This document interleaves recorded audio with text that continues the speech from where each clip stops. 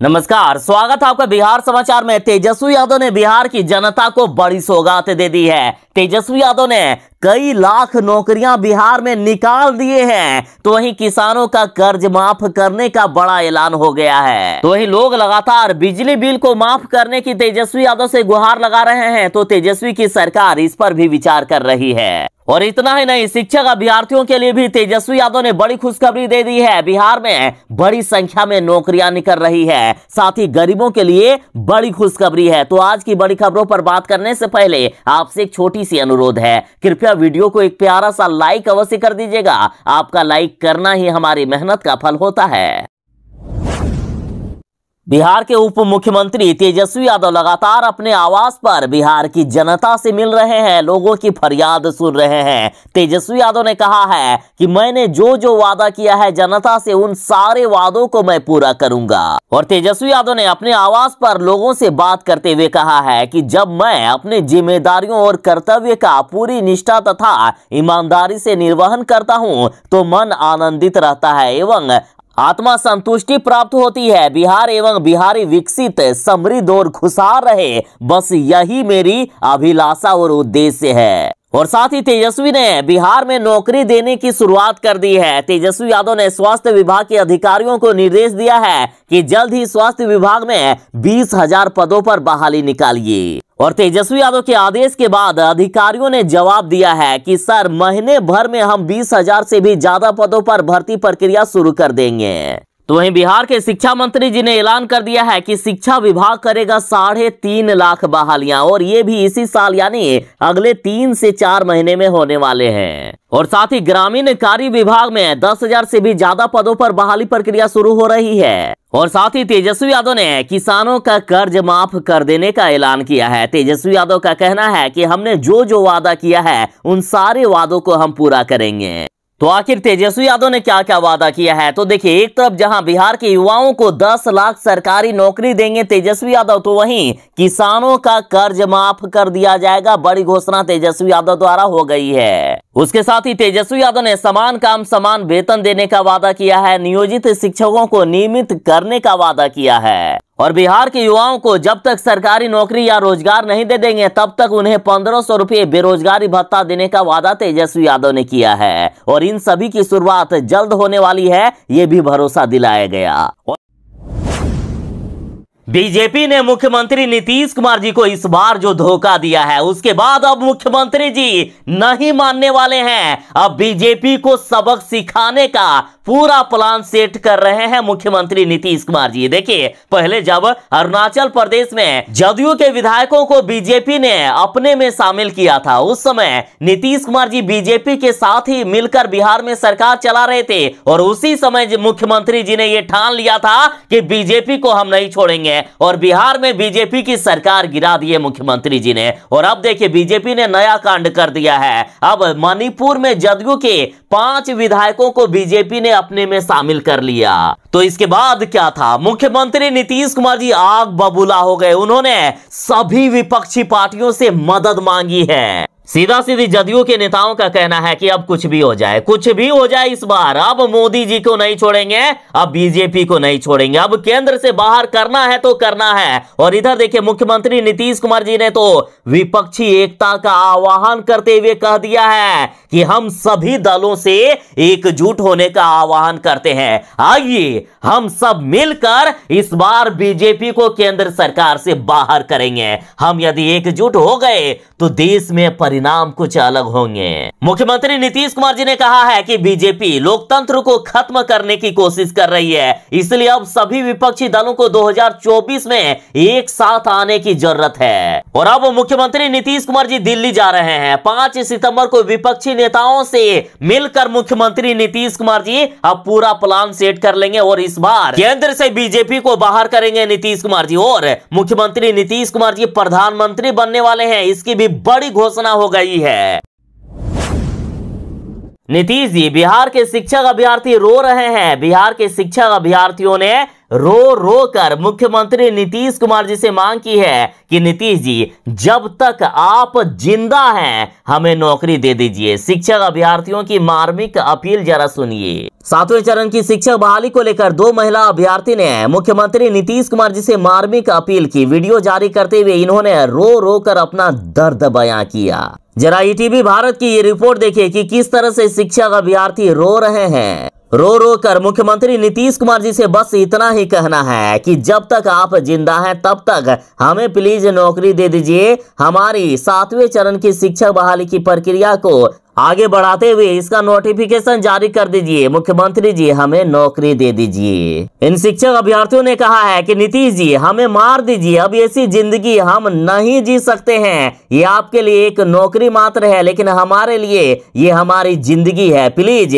हमारी फरियाद सुनिए। हम ना घर के हैं ना घाट के हैं, सभी से अलग डर के रहते हैं। हमारी बात सुन लीजिए। इन लोगों ने कहा है कि मुख्यमंत्री नीतीश कुमार जी, आपने लड़कियों के लिए काफी कुछ किया है और अब ये भी कर दीजिए सर, कैसे भी नौकरी दे दीजिए नीतीश जी, लेकिन अब ये जिंदगी नहीं कट रही है। महिला शिक्षक अभ्यर्थियों ने कहा कि या तो हमें नौकरी दीजिए या फिर हमें मार ही दीजिए, ऐसी जिंदगी का कोई फायदा नहीं है। इनका बस एक ही मांग है कि प्लीज नीतीश जी, विज्ञप्ति जारी कर दीजिए, नोटिफिकेशन जारी कर दीजिए।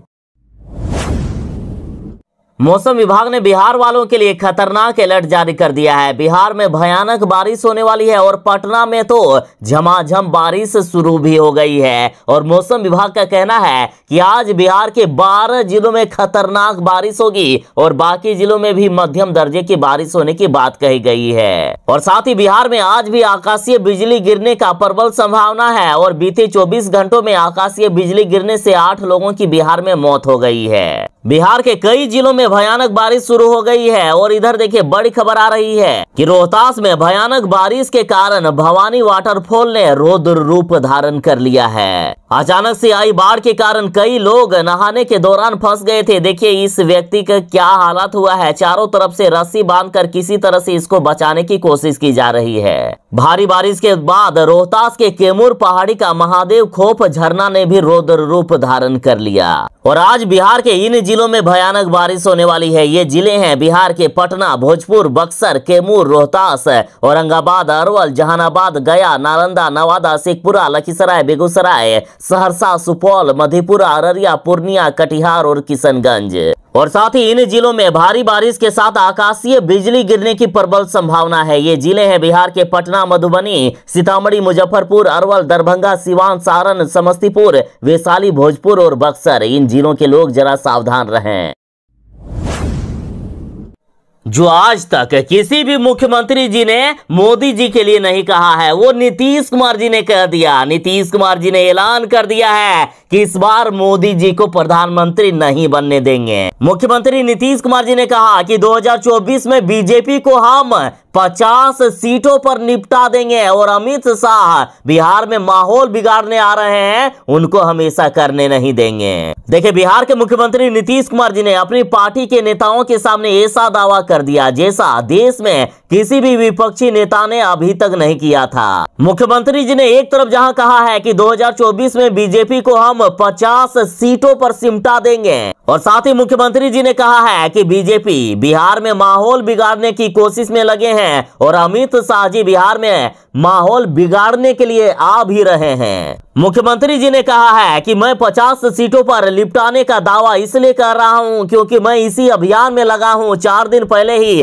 तेलंगाना के मुख्यमंत्री के चंद्रशेखर राव से बात हो गई है और विपक्षी पार्टियों के सारे मुख्यमंत्रियों से, सारे नेताओं से मैं टेलीफोन पर बातचीत भी कर रहा हूं और जल्द ही सबसे मिलकर विपक्षी पार्टियों को एकजुट करने का अभियान भी शुरू करूंगा। इस बार बीजेपी को मैं नहीं छोड़ूंगा। मुख्यमंत्री जी ने कहा है कि बीजेपी धोखेबाज है। 2019 के लोकसभा चुनाव में जदयू के कारण बीजेपी को बिहार में सीटें आई, लेकिन 2020 के विधानसभा चुनाव में बीजेपी ने हमें धोखा दिया। और मुख्यमंत्री जी ने कहा है कि अब वे बीजेपी की नफरत और तनाव वाली राजनीति का जवाब देने मैदान में उतर गए हैं। इन्होंने कहा कि आप लोग जानते ही हैं कि मैं जिस काम में लग जाता हूं उसे पूरा करके ही छोड़ता हूं और अब बीजेपी को सत्ता से बाहर करके ही दम लूंगा।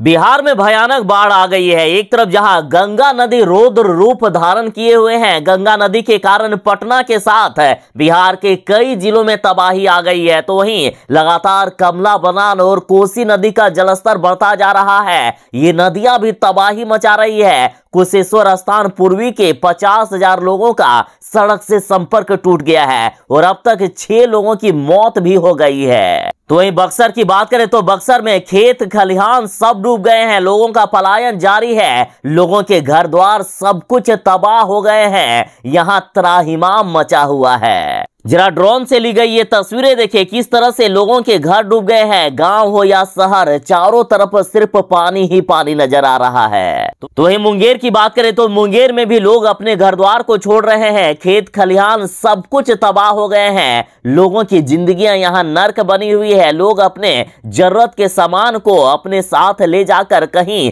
सुरक्षित स्थान पर जाने को मजबूर है। तो वहीं बिहार के बेगूसराय में भी बाढ़ का कहर जारी है। सैकड़ों से भी ज्यादा घर जलमग्न हो गए हैं। लोग यहां भी त्राहिमाम मचाए हुए हैं। लोगों के घर द्वार सब कुछ डूब जाने के कारण यहां रहना मुश्किल हो रहा है। लगातार लोगों का पलायन यहां से भी जारी है। भागलपुर की बात करें तो भागलपुर में गंगा नदी विकराल बनी हुई है। कई हजार लोग बेघर हो गए हैं, कई गांव डूब गए हैं, रास्तों में भी पानी भरा है। यहाँ के लोगों की जिंदगियां भी नर्क बनी हुई है। चारों तरफ सिर्फ पानी ही पानी और सरकार कोई भी मदद नहीं कर रही है। सरकार अभी पलटी मारने पर जुड़े हैं और इधर बिहार के लोग मर रहे हैं। भागलपुर में लोगों के घर द्वार सब कुछ डूब गए हैं। देख लीजिए ये महिला किस तरह से अपने बच्चों को बचाते हुए नजर आ रही है। घुटनों भर से, कमर भर से ज्यादा पानी लोगों के घरों में घुस गया। तो वहीं पटना का भी हालात खराब है। पटना के निचले इलाकों में बाढ़ का पानी घुस जाने से कई दर्जनों गांवों में बिजली सेवा समाप्त हो गई है। लोगों का यहां से भी पलायन जारी है। देख लीजिए किस तरह से सड़क के किनारे तंबू तानकर रहने को मजबूर है लोग। तेजस्वी यादव की सरकार बनते ही बिहार के खिलाड़ियों को बड़ा तोहफा दे दिया है। देखिए बिहार के खिलाड़ियों की अभी ऐसी हालात हो गई थी कि खिलाड़ी या तो चाय बेच रहे थे या फिर पंचर साटने का काम करने को विवश थे। पहले जहां सरकार ने यह वादा किया था खिलाड़ियों से कि मेडल लाओ और नौकरी पाओ, लेकिन बीजेपी सरकार ने ऐसा होने नहीं दिया। लेकिन अब तेजस्वी और नीतीश की सरकार बनते ही खिलाड़ियों के लिए बड़ी घोषणा हो गई है।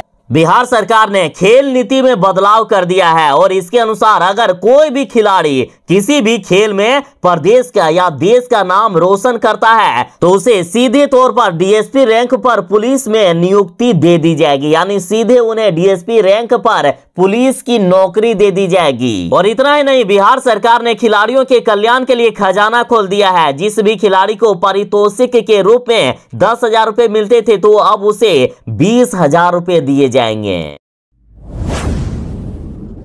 ये तेजस्वी की सरकार है। तेजस्वी की सरकार में चाहे कोई भी हो, चाहे कोई अधिकारी हो, मंत्री हो, विधायक हो, यदि किसी ने गलती किया है, यदि किसी ने अपराध किया है तो उसे सजा जरूर मिलेगी। तेजस्वी यादव की सरकार जनता की सरकार है, गरीबों की सरकार है, जनता के लिए सरकार है। तेजस्वी की सरकार में तुरंत ही सुनवाई होती है। देखिए दरअसल शिक्षक अभ्यर्थियों ने जब सड़क पर प्रदर्शन किया था तभी से एडीएम ने शिक्षक अभ्यर्थी की खूब पिटाई कर दी थी। इतनी बेरहमी से पीटा था कि इनकी जान जाते जाते बची थी। और अब बड़ी खबर आ रही है कि टीटी अभ्यर्थी पर डंडा बरसाने वाले एडीएम के सिंह दोषी पाए गए हैं। इनको अब सख्त से सख्त सजा दिए जाने की बात हो रही है। तो चाहे कितनी भी गंभीर समस्या हो, यहां तुरंत ही सुनवाई होती है। देखिए इधर बीपीएससी अभ्यर्थियों को लेकर बड़ी खबर आ रही है कि बीपीएससी अभ्यर्थियों ने भी हाल में ही प्रदर्शन करके एक पाली में परीक्षा होने की मांग की थी। इनका कहना था कि एक ही दिन में और एक ही पाली में हमारी परीक्षा होनी चाहिए, साथ ही परसेंटाइल सिस्टम खत्म होना चाहिए। तो जैसे ही अभ्यर्थियों ने मांग की उसके अगले ही दिन मुख्यमंत्री नीतीश कुमार जी ने फैसला कर लिया कि सारी मांगे इनकी मान ली गई है और एक दिन में और एक ही पाली में बीपीएससी की परीक्षा होगी। तो ये तेजस्वी की सरकार पढ़ाई, दवाई, कमाई, सिंचाई और सुनवाई की सरकार है। यहाँ तुरंत ही जनता की बातों की सुनवाई भी होती है। कांग्रेस का कहना है कि बीजेपी वाले गुंडे की तरह काम कर रहे हैं और जीएसटी के नाम पर गुंडा सर्विस टैक्स लगा रहे हैं। कांग्रेस विधायक संजय तिवारी ने बीजेपी पर तंज कसते हुए कहा है कि केंद्र सरकार ने पूरे देश को बर्बाद कर दिया है और जनता आने वाले दिनों में बीजेपी नेताओं को खदेड़ कर पीटने वाली है। सीधा सीधी कांग्रेस का कहना है कि आने वाले दिनों में जनता बीजेपी को नहीं छोड़ेगी, खदेड़ खदेड़ कर बीजेपी नेताओं को पीटेगी। कांग्रेस ने यहां तक कहा है कि 2 गुजरातियों ने देश को आज बर्बाद कर दिया है और आज केंद्र सरकार जीएसटी के नाम पर गुंडा सर्विस टैक्स वसूल रही है। कांग्रेस विधायक ने कहा कि ये नरेंद्र मोदी और अमित शाह 2 गुजराती ऐसे हैं जिन्हें गुजराती ठग के नाम से पूरा देश जानते हैं और अब आने वाले समय में बीजेपी नेताओं को जनता खदेड़ खदेड़ कर पीटेगी।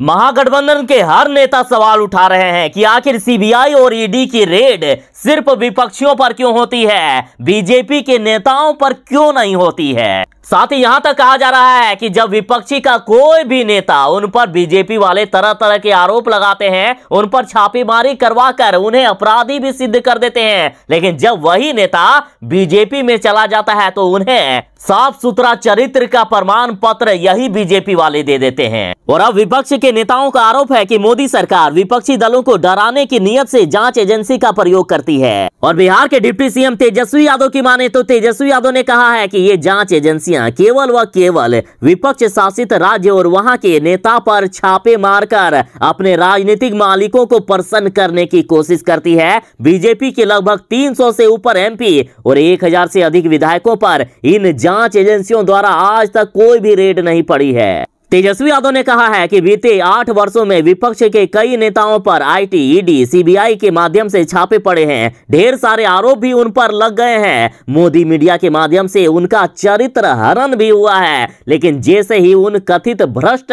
विपक्षी नेताओं ने भाजपा ज्वाइन की, वो पवित्रता का प्रमाण पत्र पा गए। कोई मंत्री बन गया तो कोई मुख्यमंत्री तक बन गया। और अब तो यहां तक कहा जा रहा है कि जनता इन बीजेपी वालों के कारनामे को जान गई है। अब इस बार ये जनता बीजेपी का विरोध करने का मन बना लिए हैं।